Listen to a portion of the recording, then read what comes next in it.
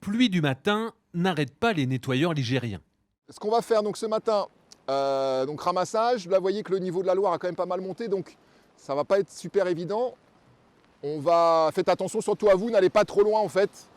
Cherchez des déchets que vous voyez, il y a des belles zones de déchets mais un peu loin, donc prenez aucun risque évidemment. Vous verrez aussi qu'il y a pas mal pour les nouveaux de déchets en haut, des rampes d'accès, donc des escaliers, donc ça c'est habituel, souvent des canettes. Armés d'une pince à déchets, une vingtaine de motivés de tous âges arpentent les bords de Loire au niveau du bien nommé quai de la Saussée, à la recherche de canettes, mégots, bouteilles en verre et autres détritus. Habituée des opérations du collectif Nettoyons la Loire, Anaïs a l'œil pour repérer les déchets dissimulés dans les herbes immergées.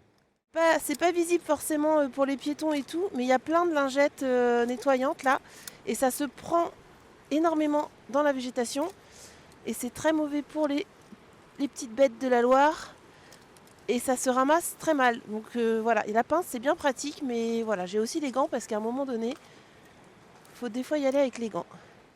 De son côté, c'est une première pour Catherine. Cette jeune retraitée à la conscience écologique aiguë se sent utile à ramasser les détritus laissés par les autres.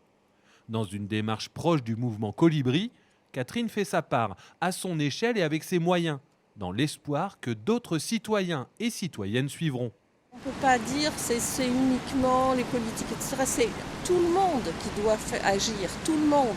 Et chacun individuellement doit agir. On ne peut pas rester comme ça sans rien faire. Le collectif Nettoyons la Loire a comme ambition de renouveler ce type d'opération tous les mois et de pouvoir intervenir dans des écoles pour sensibiliser les plus jeunes.